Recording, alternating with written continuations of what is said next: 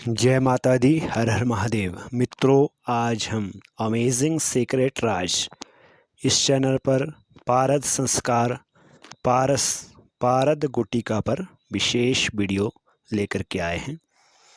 संसार के लगभग सभी योगियों और वैज्ञानिकों ने एक स्वर से यह स्वीकार किया है कि जो पारे को पहचान लेता है उसके जीवन में किसी भी तरह का कोई अभाव नहीं रहता। जो पारे को बांधने में समर्थ हो पाता है वह विश्व विजयी बन जाता है। गुरु गोरखनाथ पारद के अप्रतिम आचार्य थे। उन्होंने पारे के माध्यम से तंत्र की कुछ विशिष्ट क्रियाएं संपन्न की थी और इसी वजह से उस युग में गोरखनाथ अद्वितीय तंत्रज्ञ और आचार्य कहलाए।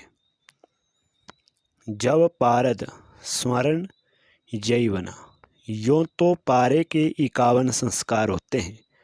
यह अलग बात है कि आज के युग में ऊंचे से ऊंचे रसायनज्ञों को भी पारे के 8-10 संस्कार ही ज्ञात होंगे, परंतु भारतवर्ष में अभी तक ऐसे योगी भी विद्यमान हैं जिन्हें पारे के पूरे 51 संस्कार ज्ञात हैं और इनके प्रभावों का अनुभव किया है। संसार में कहीं पर भी किसी भी व्यक्ति के सामने इन संस्कारों को संपन्न करके दिखा सकते हैं। पारे के पहले संस्कार से पारद मक्खन की तरह बंध जाता है और पारे का तीसरा संस्कार उसे शीशे की तरह सख्त और मजबूत बना देता है। पारद का 8वां संस्कार स्वर्ण जयी हो जाता है, अर्थात ऐसा पारा स्वर्ण ग्रास लेने लग जाता है। उस पारे पर यदि सोना रख दिया जाए तो वह सोने को भी निगल लेता है और अपने आप में ही सोने को पचा लेता है। आश्चर्य की बात है कि 1 तोले पारद का यदि 8वां संस्कार किया जाए तो उसका 1 किलो सोना अपने आप में पचाने के बाद भी वजन नहीं बढ़ता और अपनी उसी स्थिति में बना रहता है। 16 संस्कार युक्त पारे की गोली में अदृश्य शक्ति प्राप्त हो जाती है। ऐसी गोली मुंह में रखते ही व्यक्ति अदृश्य हो जाता है। वह तो आसानी से सुविधापूर्वक देख सकता है, पर आसपास के व्यक्ति उस व्यक्ति को नहीं देख पाते।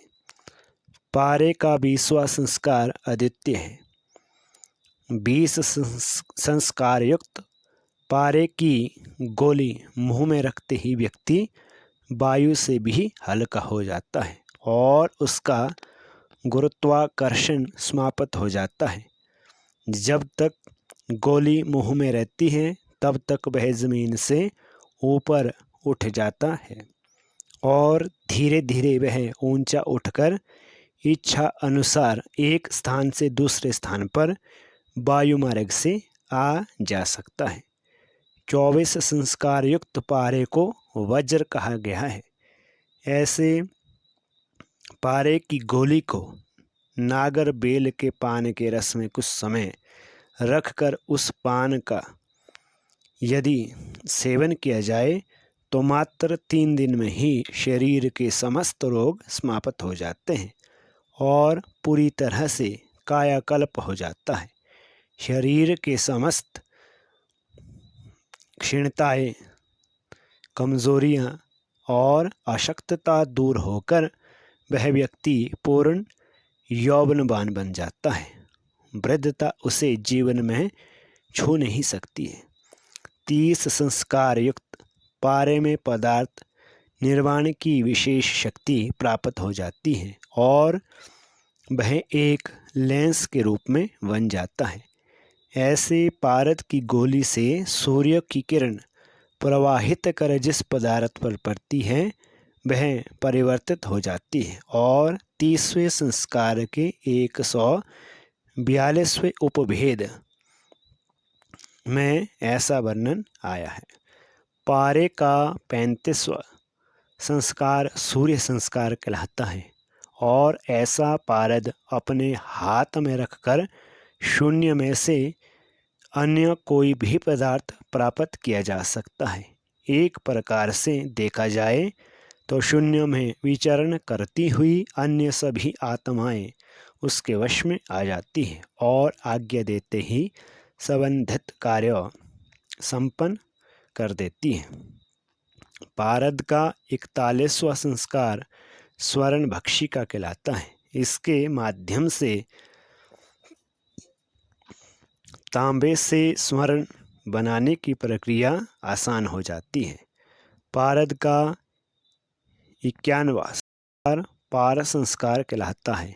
51 संस्कार युक्त पारा अपने आप में पारस बन जाता है और ऐसे पारे की गोली यदि मुंह को स्पर्श करे तो वह लोहा तुरंत सोने में बदल सकता है। दूसरे शब्दों में कहा जाए तो 51 संस्कार युक्त पारे को पारस पत्थर कहा जाता है, जो जीवन भर लोहे को स्वर्ण में परिवर्तित करने की सामर्थ्य रखता है। पारद का संस्कार बाजार में जो पारा मिलता है उसी पारे को लेकर उसका शोधन किया जाता है। पहला संस्कार होता है। पहला संस्कार करने के बाद ही उस पारे का दूसरा संस्कार संपन्न होता है। बाजार में जो पारा मिलता है वह लोहयुक्त होने की वजह से शुद्ध नहीं होता है। यूँ तो कहा जाए कि लोहे की खानों के आसपास से निकलने की वजह से उस पारे में लोह तत्व विद्यमान रहता है और इसीलिए यह पारा बहुत जहरीला होता है। यदि बाजार में मिलने वाले लोहयुक्त पारे की एक बूंद भी भूल से पेट में चली जाए तो 3 दिन में ही व्यक्ति का शरीर जगह जगह से फट सकता है और उसकी मृत्यु भी हो सकती है। इसलिए इस पारे का प्रयोग और संस्कार करते समय पूरी सावधानी बरतनी चाहिए।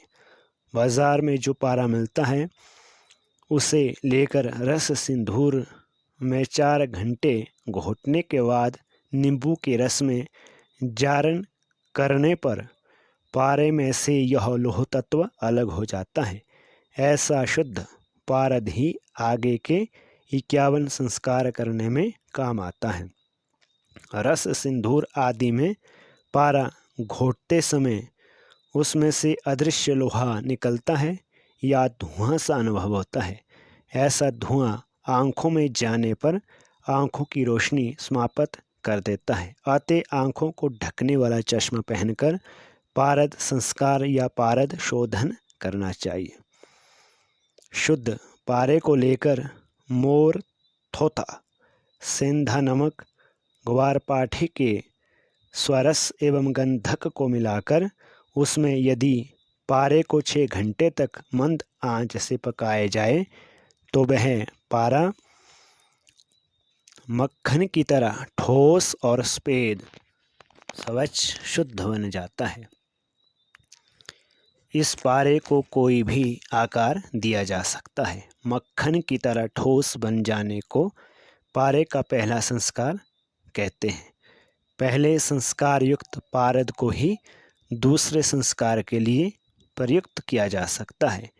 इसी प्रकार उसको आगे के संस्कारों में प्रयोग किया जाता है। वास्तव में यह कठिन है और श्रम साध्य कार्य है, परंतु इसके माध्यम से जो उपलब्धियां प्राप्त होती है वे अपने आप में अन्यतम कहीं प्राप्त हो। सौभाग्यशाली व्यक्ति ही ऐसे प्रयोग संपन्न कर सकता है। जय माता दी, हर हर महादेव। मित्रों, इसी तरह की रोचक वीडियो को जानने के लिए और रोचक ज्ञानवर्धक वीडियो के लिए हमारे चैनल को सब्सक्राइब करें और